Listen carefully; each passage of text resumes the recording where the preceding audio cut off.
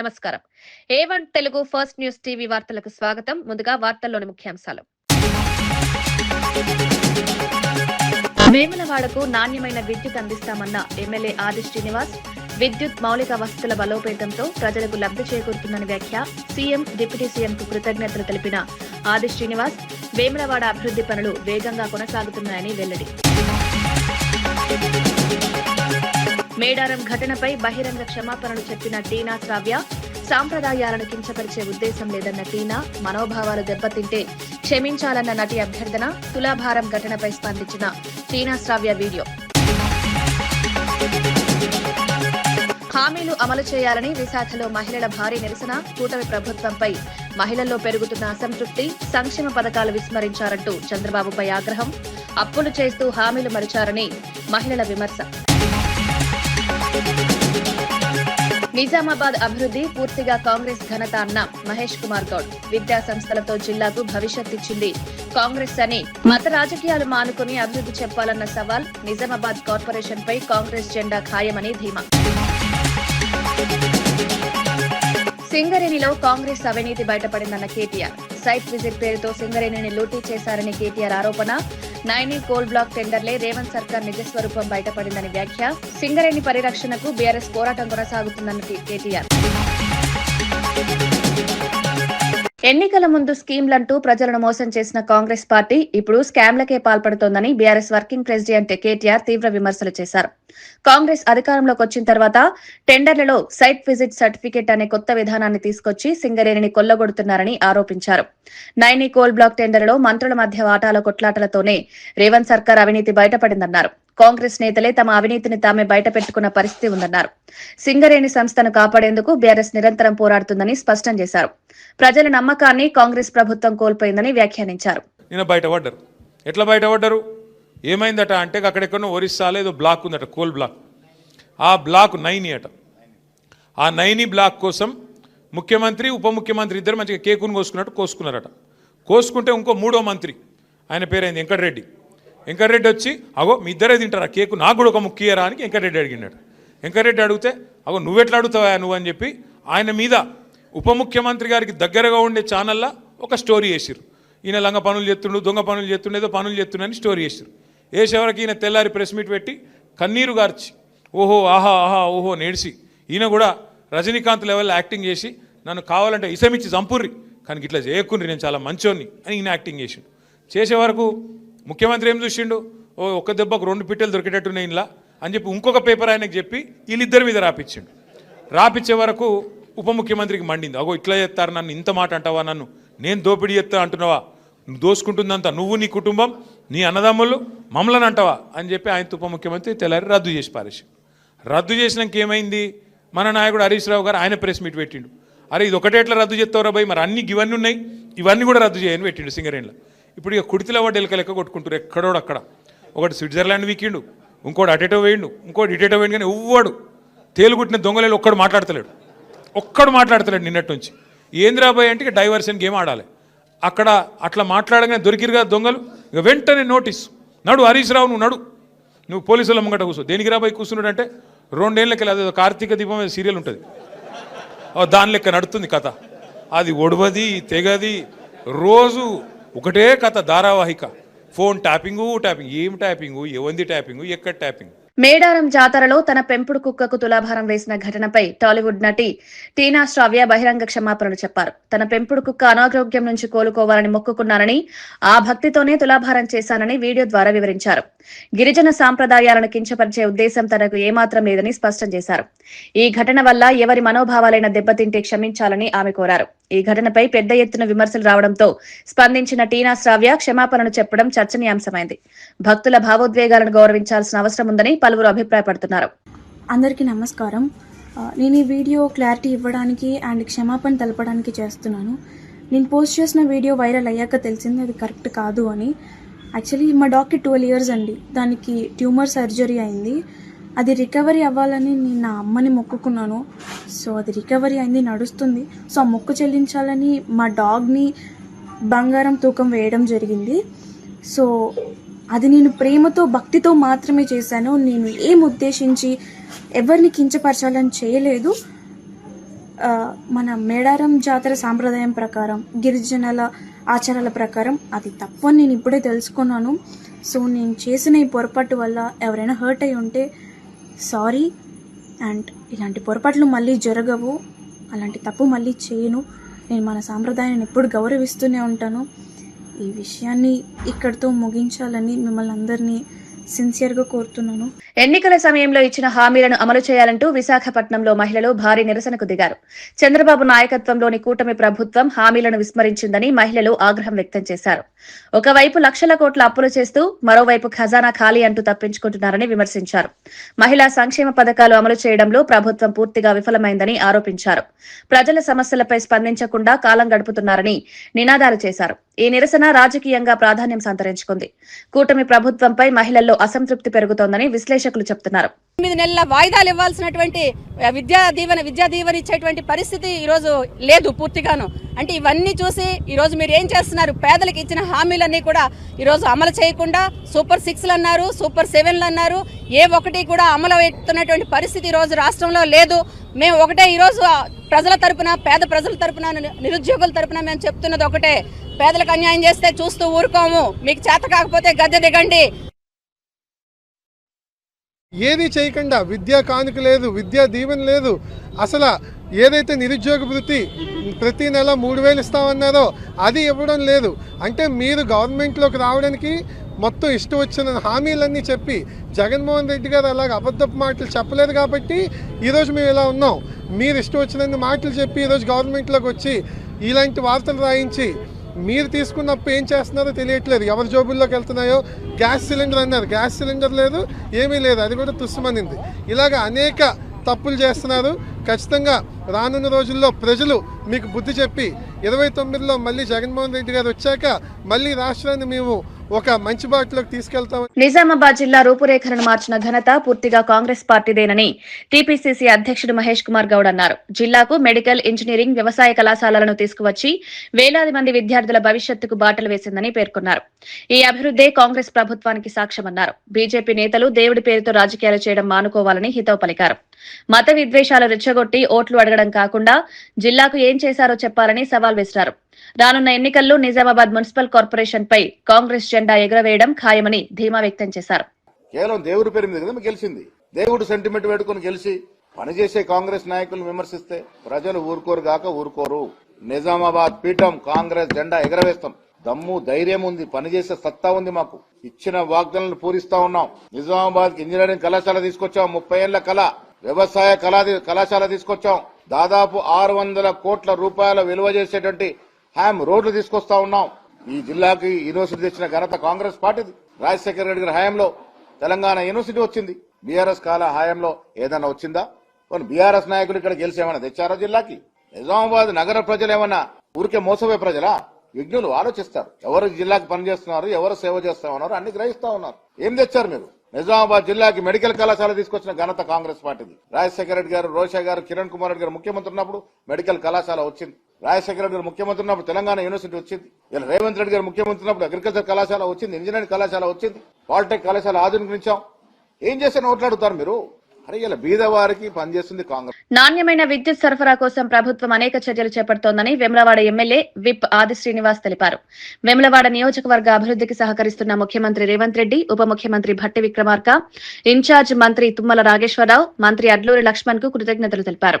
విద్యుత్ మౌలిక వసతుల బలోపేతంతో రైతులు, ప్రజలకు లబ్ధి చేకూరుతుందన్నారు. నియోజకవర్గంలో అభివృద్ధి పనులు వేగంగా కొనసాగుతున్నాయని పేర్కొన్నారు. తెలియజేస్తూ నాణ్యమైన కరెంటు అందివ్వడానికి, లో వోల్టేజ్ సమస్యలు తీర్చడానికి చేపట్టే కార్యక్రమంలో భాగంగా అదేవిధంగా వేముల నియోజకవర్గంలో ఈ 3 మండలాలు కలుపుకుంటే 12 ప్రాంతాల్లో కూడా సబ్ స్టేషన్లు వారు అడగగానే లో వోల్టేజ్ సమస్య ఉందంటే ఇవ్వడం జరిగింది. ఈ సందర్భంగా ఆ అంశంలో కూడా వారికి ప్రత్యేకంగా ధన్యవాదాలు తెలియజేస్తూ మరి ధర్మపూర్ లక్ష్మీనరసింహస్వామి చెంతన ఉన్నాం, పాదాల చెంతల. నా నియోజకవర్గం రాజన్న పాదాల చెంతన నా నియోజకవర్గంలో దక్షిణ కాశీగా పేరుగాంచిన ఆలయాన్ని కూడా అభివృద్ధి పత్రంలో తీసుకుని పోనున్నప్పుడు గౌరవ ముఖ్యమంత్రి రేవంత్ రెడ్డి గారు, భట్టి విక్రమార్క గారు, తుమ్మల నాగేశ్వరరావు, లక్ష్మణ్ కుమార్ గారు కూడా అప్పుడు విప్పు ఉండ్రి వారి సహకారం అందరి గౌరవ ఎమ్మెల్యే సహకారం తీసుకొని భట్టి విక్రమార్క గారిని మొదటిసారి కలిసినప్పుడు 50 కోట్లు 2023-24 బడ్జెట్లో పెట్టడం, వారి సహకారం సంపూర్ణంగా ఉండాలని చెప్పి ఈ వేదిక ద్వారా భట్టి విక్రమార్క గారిని, అదేవిధంగా జిల్లా ఇన్ఛార్జ్ మంత్రులు తుమ్మల నాగేశ్వర గారిని కూడా కోరుతూ మాకు సహకారం మా నియోజకవర్గానికి అందిస్తున్న సందర్భంలో ఈ వేదిక ద్వారా మరోసారి వారికి ధన్యవాదాలు తెలియజేస్తూ దేశంలోనే తెలంగాణ రాష్ట్రం ఆదర్శంగా నిలిచేలా ప్రజాప్రభుత్వం పనిచేస్తోందని మంత్రి తుమ్మల నాగేశ్వరరావు అన్నారు. ఆర్థిక సవాళ్లు ఉన్నప్పటికీ ముఖ్యమంత్రి రేవంత్ రెడ్డి, ఉప ముఖ్యమంత్రి భట్టి విక్రమార్క నాయకత్వంలో అన్ని శాఖలను సమన్వయం చేస్తూ ప్రభుత్వం ముందుకు సాగుతోందన్నారు. వ్యవసాయం, మార్కెటింగ్, సహకార రంగాలు, చేనేత, టెక్స్టైల్స్ విభాగాల్లో సంస్కరణలు అమలు చేస్తున్నామన్నారు. ప్రజల అవసరాలకు అనుగుణంగా విధానాలు రూపొందిస్తున్నామని పేర్కొన్నారు. సంక్షేమం, అభివృద్ధి రెండింటినీ సమపాలలో అమలు చేయడమే ప్రభుత్వ లక్ష్యమన్నారు. కాంగ్రెస్ ప్రభుత్వం ప్రజల పక్షాన నిలబడి పనిచేస్తోందని తుమ్మల స్పష్టం చేశారు. ఈ వ్యాఖ్యలు రాజకీయంగా ప్రాధాన్యం సంతరించుకున్నాయి. వీళ్ళు 2 లక్షల రుణమాఫీ అన్నారు, యాడున్నాయి, మనం అంతా సున్నా చేసి పెట్టాం కదా, ఇవ్వలేరులే, దాని గురించి మనం దెబ్బలాడదాం అనుకున్నారు. పాపం ఆయన ఎక్కడ తెచ్చిండో ఎట్లా తెచ్చిండో భగవంతుడికి తెలియాలి. 2 లక్షలు అంటే 2 లక్షలు. బ్యాంకుల్లో పంట రుణాలు తీసుకున్నటువంటి ప్రతి రైతుకి రుణమాఫీ చేసినటువంటి ఘనత భారతదేశంలో రేవంత్ రెడ్డి గారి ప్రభుత్వం అని చెప్పి కూడా మీకు ఈ సందర్భంగా మనం చేస్తున్నాం. 70 లక్షల మంది రైతులకు ఇచ్చినటువంటి ఏకైక ప్రభుత్వం భట్టి గారు, రేవంత్ రెడ్డి గారి ఆధ్వర్యంలో జరిగిందని చెప్పి మీకు ఈ సందర్భంగా మనం చేస్తున్నాం. ఇంకా ధాన్యం కొనుగోలు మీరు చూస్తున్నారు. మీరు ఎన్ని లక్షల టన్నులు ధాన్యం పండించినా కొనగల శక్తి తెలంగాణ రాష్ట్రానికే ఉంది. ఈనాడు భారతదేశంలో అత్యధికంగా వరి పండించేటటువంటి రాష్ట్రం తెలంగాణ రాష్ట్రం, రేవంత్ రెడ్డి గారి రాష్ట్రం. ఎన్ని వందల వేల కోట్ల రూపాయలైనా సరే వెనకాడకుండా ఈ ప్రభుత్వం భట్టి గారి యొక్క సహకారం. పిన్నెలిలో హత్యకు గురైన సాల్మాన్ కుటుంబ సభ్యులు మాజీ సీఎం వైఎస్ జగన్మోహన్ రెడ్డిని కలిశారు. వారి కుటుంబానికి అన్ని విధాలుగా అండగా ఉంటారని జగన్ హామీ ఇచ్చారు. పల్నాడు జిల్లాలో హత్య రాజకీయాలు తప్ప కూటమి ప్రభుత్వం చేస్తుందేమీ లేదని మాజీ ఎమ్మెల్యే కాసు మహేష్ రెడ్డి విమర్శించారు. బాధిత కుటుంబాలకు న్యాయం చేయడంలో ప్రభుత్వం విఫలమైందన్నారు. ప్రజాస్వామ్యంలో హింసకు తావులేదని, నేరస్తులను కఠినంగా శిక్షించాలని డిమాండ్ చేశారు. వైసీపీ బాధితుల తరపున పోరాటం కొనసాగిస్తుందని తెలిపారు. ఈ భేటీ రాజకీయంగా చర్చకు దారితీసింది. మళ్ళీ అందరం కలిసి వస్తాం సార్ ఒక రోజున మీ దగ్గరికి. ఆ రోజున గ్రామంలో పోయేటప్పుడు పెద్ద దిక్కుగా మిమ్మల్ని తీసుకొని పోతామని వాళ్ళు చెప్పడం జరిగింది జగన్మోహన్ రెడ్డి గారికి. అందుకే రేపు ఆదివారం సాల్మన్ గారి దినం ఎమ్మెల్యేలు, ఎక్స్ఎమ్మెల్యేలు, ఎమ్మెల్సీలు వచ్చి ఘనంగా నివాళులు అర్పించబోతున్నారు. ఇందాక నేను చెప్పినట్టు అనేక దాడులు, ఈ రోజు ఇప్పుడు నేను మీతో మాట్లాడుతున్నప్పుడు కూడా రామాపురం ఎంపీటీసీ వెంకటరెడ్డిని దారుణంగా చంపబోయారు. హాస్పిటల్లో అడ్మిట్ అయ్యాడు. ఇప్పుడు అక్కడికే నేరుగా పోతున్నాం. ఇలా రోజుకొక దాడి మీరు చూస్తున్నారు. పాపం వడేరాజుల బిడ్డ నాగరాజు నా ముందే ఉన్నాడు. చూడండి అసలు ఆ కాలు ఎలా చేశారు, జీవితం నాశనం చేశారు. ఇంతకు తెప్పితే అక్కడ ఉన్న ఎమ్మెల్యే ఎరపతినేని శ్రీనివాసరావు గారు చేస్తుందేమని ఉందా? ఒక్కటన్నా మేము 25 కోట్లు విలువ చేసే స్థలంలో మున్సిపల్ ఆఫీసు కడితే దాన్ని మళ్ళీ ప్రారంభించడం తప్పితే ఫౌంటైన్ పెట్టి, మేమేమో బిల్డింగ్లు కట్టి ప్రారంభిస్తే వాళ్ళు ఒక ఫౌంటైన్ పెట్టి మంత్రిని తెచ్చి ప్రారంభిస్తున్నారు. ఇది వాళ్ళు చేసేది. మేము తీసుకొచ్చిన జానపాడు బ్రిడ్జిని మళ్ళీ పునాది రాయేయటం, అంతకుమించి ఏమీ లేవు. విచిత్రం ఏంటంటే వైఎస్ఆర్సీపీ నాయకులు ఒక 300-400 కుటుంబాలు బయట ఉంటే చాలా మంది ఆ గ్రామంలో ఉన్న ప్రజలు, చివరికి కొంతమంది తెలుగుదేశం సామాన్యులు కూడా ఊరు బయట వెళ్ళిపోయారు. ఎందుకంటే పని లేదు, పొలాలు అయినట్లా. వ్యాపారస్తులు కూడా గ్రామం వదిలిపెట్టి వెళ్ళిపోతున్నారు. వాళ్ళోళ్ళు కూడా చిన్నప్పుడు వినేవాళ్ళం, పాము తన గుడ్లను తానే తినిద్దంట. అట్టుంది తెలుగుదేశం వాళ్ళు చేసేది. తప్పు చేసిన వాడు ఎవరైనా కావచ్చు, అది అధికారులతో సహా. ఇప్పుడు అదే చెప్పారు జగన్మోహన్ రెడ్డి గారు వీళ్ళకి. కేవలం తప్పు చేసిన నాయకులనే కాదు, ఈసారి తప్పు చేసిన అధికారులకు కూడా శిక్షలు పడేటట్టు చేయబోతోంది వచ్చే జగన్మోహన్ రెడ్డి గారి ప్రభుత్వం. తప్పకుండా హైకోర్టులో, హ్యూమన్ రైట్స్లో, ఎస్సీ ఎస్టీ కమిషన్లో మా పోరాటం కొనసాగుతుంది. త్వరలోనే తీర్పు వచ్చిన వెంటనే, పంటలన్నీ చేతికొచ్చిన వెంటనే అందరూ కూర్చొని మాట్లాడుకొని ఓ రోజున చలో పిన్నెల్లి ఉంటుంది. జగన్మోహన్ రెడ్డి గారి నాయకత్వంలో మళ్ళీ అందరూ తమ తమ ఇళ్లకెళ్ళి ప్రశాంతమైన వాతావరణంలో ఎవరి పని. తమిళనాడులో ఎక్కడ పడితే అక్కడ మద్యం అమ్మకాలు జరుగుతున్నాయని బీజేపీ నేత ఖుష్బూ సుందర్ ఆరోపించారు. స్టాలిన్ ప్రభుత్వాన్ని దించాల్సిందేనని తీవ్ర వ్యాఖ్యలు చేశారు. అయితే అదే సమయంలో ఆంధ్రప్రదేశ్లో ఎన్డీఏ ప్రభుత్వం కూడా ఇదే విధానాన్ని అనుసరిస్తోందంటూ విపక్షాలు ప్రశ్నిస్తున్నాయి. మద్యం అమ్మకాల ద్వారా ప్రభుత్వాలు ఆదాయంపై దృష్టి పెట్టి ప్రజారోగ్యాన్ని విస్మరిస్తున్నాయని విమర్శలు వస్తున్నాయి. మహిళలు, యువతపై మద్యం ప్రభావం తీవ్రంగా ఉంటోందని సామాజిక కార్యకర్తలు ఆందోళన వ్యక్తం చేస్తున్నారు. మద్యం విధానాలపై దేశవ్యాప్తంగా చర్చ కొనసాగుతోంది. ఖుష్బూ వ్యాఖ్యలు రాజకీయంగా దుమారం రేపుతున్నాయి. மட்டும் நாங்க நம்பி இருக்க மாட்டோம்னு ஏன் சொல்ல மாட்டேங்கிறாங்க? எத்தனை தாய்மார்கள் கம்ப்ளைண்ட் பண்ணிருக்காங்க, எத்தனை டெய்லி நம்ம இந்த மாதிரி பிரச்சனைகள் பார்த்துட்டு தான் இதுக்கு முதலமைச்சர் தான் பதில் சொல்லுவாங்க. மகளிருக்கு ஆல்ரெடி திமுக 1000 ரூபாய் மாதம் கொடுத்துருக்கு. எப்பல இருந்து நான் கேக்குறேன் எப்பல இருந்து எத்தனை நாளா கொடுத்துட்டு இருக்காங்க. இந்த வருஷம் அவங்க கிளம்புவாங்க. திமுக காங்கிரஸ் இருக்கிற ஒரே வேலை, நாங்க ஏதாவது எதிர்ப்பு தெரிய வைக்கணும். அது மக்களுக்கு சரியா இருக்கோ இல்லையோ, நம்மளுடைய தமிழகத்துக்கு கரெக்டா இருக்கோ இல்லையோ, நம்ம நியூஸ்ல இருக்கணும். நியூஸ்ல இருக்கிறதுக்கு நாங்க வெளிநடப்படுவோம்னு சொல்லிட்டு வெளியில போயிட்டே இருப்பாங்க. பிரதமர் மேலேயும் நாங்க வழக்கு போடுவோம். కూటమి ప్రభుత్వానికి మిగిలింది మూడేళ్లేనని మాజీ సీఎం వైఎస్ జగన్ వ్యాఖ్యానించారు. మరో ఏడాదిన్నర ఆగితే తాను కూడా పాదయాత్ర చేస్తారని ప్రకటించారు. ఆ తర్వాత ఏడాదిన్నర పాటు పూర్తిగా ప్రజల్లోనే ఉంటారన్నారు. ప్రజల సమస్యలను నేరుగా తెలుసుకునేందుకే ఈ నిర్ణయం తీసుకున్నారు. కూటమి పాలనపై ప్రజల్లో తీవ్ర అసంతృప్తి ఉందని జగన్ అభిప్రాయపడ్డారు. రానున్న రోజుల్లో వైసీపీ బలమైన ప్రతిపక్షంగా పోరాటం చేస్తుందని తెలిపారు. ఈ వ్యాఖ్యలు ఏపీ రాజకీయాల్లో కీలక సంకేతంగా మారాయి. ఇక్కడ నుంచి ఒక 3 సంవత్సరాలు, ఆ 3 సంవత్సరాల్లో 1.5 సంవత్సరం పోతే దాని తర్వాత నా పాదయాత్ర కూడా స్టార్ట్ అయిపోతుంది.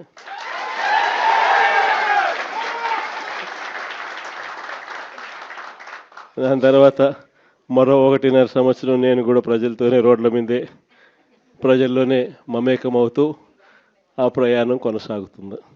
ఇది మరీ ముఖ్యంగా ఎందుకు చెప్పాల్సి వస్తూ ఉంది అంటే, ఈరోజు పరిపాలన చాలా అంటే చాలా అన్యాయంగా జరుగుతూ ఉంది.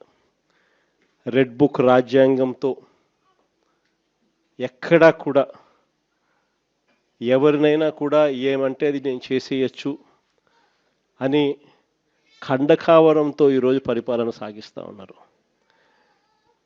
పాలనంతా కూడా అబద్ధాలు, మోసాలు.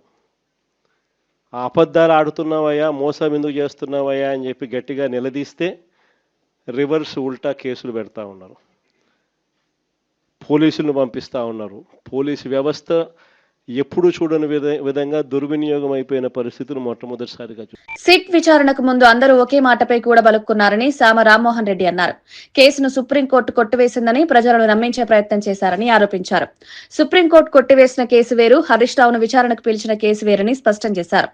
ఈ విషయాన్ని హైదరాబాద్ పోలీసులు విడుదల చేసిన ప్రెస్ నోట్లో కూడా పేర్కొన్నారని తెలిపారు. వాస్తవాలను వక్రీకరించి ప్రజలను తప్పుదోవ పట్టిస్తున్నారని విమర్శించారు. చట్టపరమైన అంశాలను ప్రజలు గమనించాలని సూచించారు. అదొక ఇండివిజువల్ చక్రధర్ గౌడ్ వేసినటువంటి ఇండివిజువల్ కేసు దాని మీద హైకోర్టు ఆ యొక్క ఎఫ్ఐఆర్ని క్వాష్ చేస్తే దాన్ని సుప్రీంకోర్టుకు పోతే అక్కడ మరి అది దాన్ని హైకోర్టు నిర్ణయాన్ని అప్పీల్ చేసినటువంటి దాన్ని దీనికి ఆపాదించి మాట్లాడుతుండు. సేమ్ కవిత ఎట్లయితే బయటకు వచ్చి పాప ఆమె యొక్క ఆవేదనని చెప్పుకుంటుందో ఈయన లోపలికి వచ్చి చెప్పుకుంటాడు. కాకపోతే లోపల చెప్పినటువంటి దానికి భిన్నంగా బయటకు వచ్చి డ్రామా చేసే అలవాటు ఉంది. కాబట్టి నేనే పోలీసు వాళ్ళని ప్రశ్నించిన, నేనే ఉల్టా సవాళ్ళు విసిరినా, నేను ఆ డీజీపీని రమ్మన్నా, పాత డీజీపీని రమ్మన్నా అని ఏదో కొత్త కహానీలు చెప్పనీకే కథలు అల్లేటటువంటి ప్రయత్నాలు చేసిండ్రు. అప్పటి నుంచి ఉంటున్నటువంటి నిబంధనలను ఈరోజు మేము పాటిస్తున్నప్పటికీ కొత్తగా తీసుకొస్తున్నామని చెప్పి అబద్ధాలు చెప్తూ మా మీద బురద చల్లేటటువంటి ప్రయత్నాలు చేస్తున్నాం. మీరు 3% తప్పుపట్టేటటువంటి కేసీఆర్, కేటీఆర్, హరీష్ రావు గారు మరి ఈ 36% మీరేమంటారు, 17% మీరేమంటారు, 8, 9 లెక్క పెట్టుకుంటూ పోతే సుమారు 20 టెండర్లు మరి ప్లస్లో ఉంటున్నటువంటి దానికి మీరు ఏం జవాబులు చెప్తారో చెప్పురి. దీని మీద మీరు వివరణ కాదు, అమరవీరుల స్థూపం కాడికి చర్చ కోసమన్నా మేము సిద్ధంగానే ఉన్నాం. కానీ ఈ దరిద్రపు రాజకీయాలు దయచేసి బంద్ చేయండి.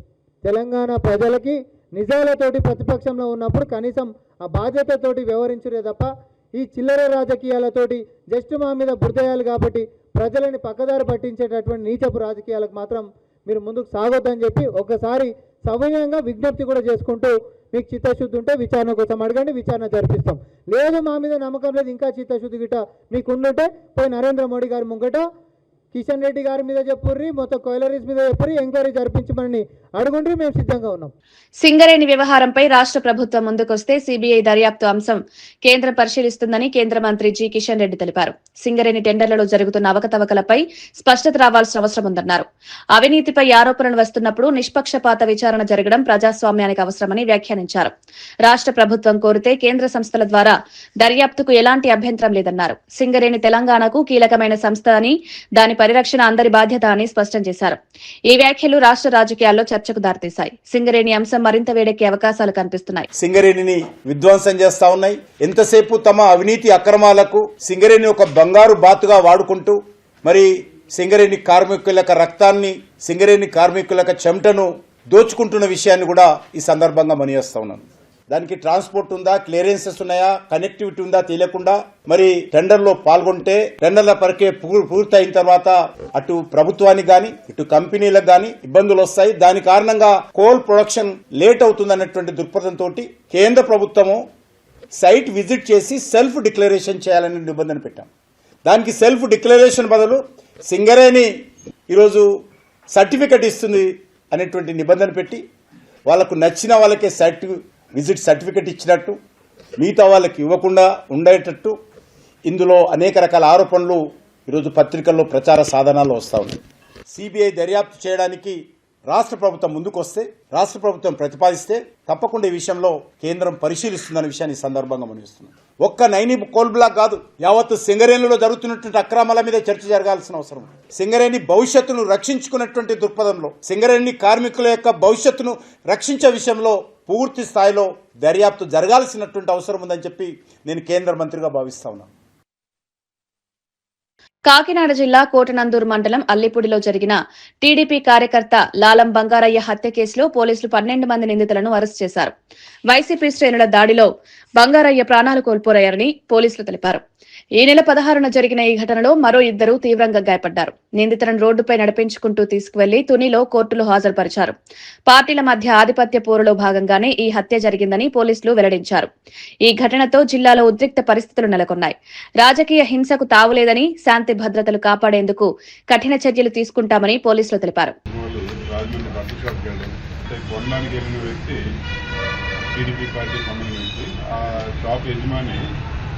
ఈయన అల్లిపూడి నుంచి వచ్చాడని చెప్పేసి గ్రామంలో ఒక వ్యక్తికి, అల్లిపూడి సంబంధించిన వ్యక్తి మీ ఊరి నుంచి బట్టకొండ నుంచి వచ్చాడని చెప్పడం చెప్తే, ఇటు నుంచి ఎవరైతే అల్లిపూడి నుంచి మాట్లాడి వస్తున్నాడో ఆయన మనందరూ కూడా వైఎస్ఆర్సీపీ సంబంధించిన వారు, వాళ్ళు తెలుగుదేశం, వాళ్ళకేం మనం తీసుకోవాలి ఇవ్వట్లేదు, వాళ్ళు మనవాళ్ళు కాదని చెప్పి చెప్పడం అది ఒక కారణం. ఇలాగే ఇది కాకుండా అంటే గ్రామాల్లో మీకు తెలిసిందే, ఒక పార్టీ అధికారం ఉన్నప్పుడు ఆ పార్టీ సంబంధించిన వాళ్ళంతా కూడా ఆధిపత్యం చెలాయిస్తుంది.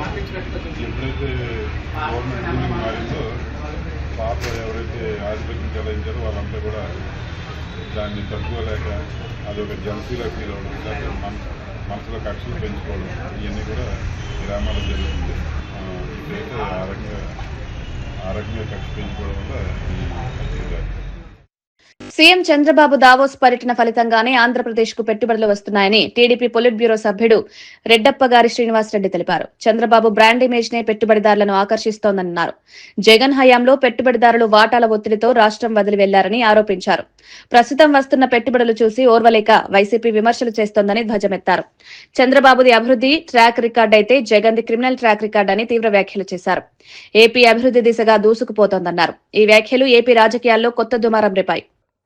భూ ఆక్రమణలు, పెట్టుబడిదారులందరినీ బెదిరించి రియల్ ఎస్టేట్ వ్యాపారులందరినీ దళారులుగా మార్చి అక్కడున్న గతంలో 2019 నుంచి 24 మధ్య ఎన్నికైన ప్రజాప్రతినిధులందరూ, ఎమ్మెల్యేలు, ఎంపీలందరూ కూడా భూ కబ్జాలు చేసి ప్రజలను భయభ్రాంతులు గురి చేసి విశాఖపట్నాన్ని నాశనం చేసిన మీరు ఈరోజు విశాఖపట్నంలో జరుగుతున్న అభివృద్ధి చూసి ఓర్చలేక చంద్రబాబు నాయుడు గారి మీద, లోకేష్ గారి మీద వ్యాఖ్యలు చేస్తారు. ఇంకో నాయకుడు సతీష్ రెడ్డి గారు మాట్లాడుతున్నారు. చంద్రబాబు నాయుడు గారు, లోకేష్ గారు విదేశాలకు పోతే ఎక్కడికి పోతున్నారో చెప్పట్లేదంట. మీకు చెప్పిపోవాలా? వాళ్ళంతా ఎక్కడికి పోతున్నారో మీకు చెప్పి అడ్రస్లన్నీ చెప్పిపోవాలన్నా? రాష్ట్ర ప్రజలకు జవాబుదారీ మేము. అంతేగాని ప్రతి వ్యక్తి కూడా ప్రశ్నించే స్థాయి, చంద్రబాబు నాయుడు గారిని, లోకేష్ గారిని ప్రశ్నించే స్థాయి మీకు లేదు. ఒక్కసారి మీరు మీ స్థాయిని గుర్తించుకొని మాట్లాడాలి. ఎన్టీఆర్ విగ్రహంపై రాజకీయ దురుద్దేశంతో వైసీపీ చిల్లర రాజకీయాలు చేస్తోందని బీసీ సంక్షేమ శాఖ మంత్రి సవిత ఆరోపించారు. ఫేక్ ఐడీలతో సోషల్ మీడియాలో తప్పుడు ప్రచారం చేస్తోందని మండిపడ్డారు. నిజమైన రాయలసీమ ద్రోహి జగన్ అని వ్యాఖ్యానించారు. తెలుగు గంగతో రాయలసీమకు నీరిచ్చిన ఘనత ఎన్టీఆర్దైతే పట్టిసీమ ద్వారా నీళ్లందించిన చరిత్ర చంద్రబాబుదని గుర్తు చేశారు. గురు శిష్యులైన కేసీఆర్, జగన్ పాలనలోనే రాయలసీమకు తీరని నష్టం జరిగిందని విమర్శించారు. రాయలసీమ ప్రజలకు నష్టం చేసిన జగన్ నీతులు మాట్లాడడం విడ్డూరమని ఎద్దేవా చేశారు. చేస్తున్నారని చెప్తున్నారు. అది వాళ్ళ దృష్టికి మాత్రమే ఉంటుంది. అన్న నందమూరి తారక రామారావు గారి విగ్రహం ఏర్పాటుకు ప్రజలు స్వచ్ఛందంగా ఒక ట్రస్ట్ ద్వారా ఏర్పాటు చేసి పెడుతున్నామన్న విషయం కూడా మీకు తెలియజేస్తున్నాం. ఎందుకంటే మరి వారికి అలవాటు. ప్రజల సొమ్ముతో కట్టిన ప్రజావేదిక కూల్చటం జగన్మోహన్ రెడ్డి గారికి అలవాటు. ప్రజల సొమ్ముతో ప్యాలెస్లు కట్టుకోవడం జగన్మోహన్ రెడ్డి గారికి అలవాటు. ప్రజల సొమ్ముతో ఆయనకు రంగులు పిచ్చి ఎక్కువ. ఫోటోలు వేయించుకోవడం, సర్వే రాళ్లపైన కూడా ఆయన ఫోటోలు వేయించుకోవడం, పాసుబుక్కుల పైన ఆయన ఫోటోలు వేయించుకోవడం, పిల్లల స్కూలు బ్యాగుల పైన కూడా ఆయన ఫోటోలు వేయించుకొని ప్రజల సొమ్ము దుర్వినియోగం చేసిన వ్యక్తి జగన్మోహన్ రెడ్డి గారు. కాబట్టి ఆయనకి ఆ ఆలోచన ఉంటుంది. కూటమి ప్రభుత్వానికి ఆ ఆలోచన లేదు. ప్రజల సొమ్ముని ప్రజలకే వాడుతామే తప్ప మరి దుర్వినియోగం చేయది ఈ కూటమి ప్రభుత్వం మాన్యశ్రీ ముఖ్యమంత్రి చంద్రబాబు నాయుడు గారు అన్న విషయం కూడా మీకు తెలియజేస్తున్నాం. వార్తలు ముగించే ముందు ముఖ్యాంశాలు మరోసారి. వేములవాడకు నాణ్యమైన విద్యుత్ అందిస్తామన్న ఎమ్మెల్యే ఆది శ్రీనివాస్. విద్యుత్ మౌలిక వసతుల బలోపేతంతో ప్రజలకు లబ్ధి చేకూరుతుందని వ్యాఖ్య. సీఎం డిప్యూటీ సీఎంకు కృతజ్ఞతలు తెలిపిన ఆది శ్రీనివాస్. వేములవాడ అభివృద్ధి పనులు వేగంగా కొనసాగుతున్నాయని వెల్లడి. మేడారం ఘటనపై బహిరంగ క్షమాపణలు చెప్పిన టీనా శ్రావ్య. సాంప్రదాయాలను కించపరిచే ఉద్దేశం లేదన్న టీనా. మనోభావాలు దెబ్బతింటే క్షమించాలన్న నటి అభ్యర్థన. తులాభారం ఘటనపై స్పందించిన టీనా శ్రావ్య వీడియో. హామీలు అమలు చేయాలని విశాఖలో మహిళల భారీ నిరసన. కూటమి ప్రభుత్వంపై మహిళల్లో పెరుగుతున్న అసంతృప్తి. సంక్షేమ పథకాలు విస్మరించారంటూ చంద్రబాబుపై ఆగ్రహం. అప్పులు చేస్తూ హామీలు మరిచారని మహిళల విమర్శ. నిజామాబాద్ అభివృద్ధి పూర్తిగా కాంగ్రెస్ ఘనత అన్న మహేష్ కుమార్ గౌడ్. విద్యా సంస్థలతో జిల్లాకు భవిష్యత్ ఇచ్చింది కాంగ్రెస్ అని. మత రాజకీయాలు మానుకుని అభివృద్ధి చెప్పాలన్న సవాల్. నిజామాబాద్ కార్పొరేషన్ పై కాంగ్రెస్ జెండా ఖాయమని ధీమా. సింగరేణిలో కాంగ్రెస్ అవినీతి బయటపడిందన్న కేటీఆర్. సైట్ విజిట్ పేరుతో సింగరేణిని లూటీ చేశారని కేటీఆర్ ఆరోపణ. నైనీ కోల్ బ్లాక్ టెండర్లే రేవంత్ సర్కార్ నిజస్వరూపం బయటపడిందని వ్యాఖ్య. సింగరేణి పరిరక్షణకు బీఆర్ఎస్ పోరాటం కొనసాగుతుందన్న కేటీఆర్. ఇవి ఈనాటి వార్తా విశేషాలు. మరో బులెటిన్లో మళ్ళీ కలుద్దాం. నమస్కారం.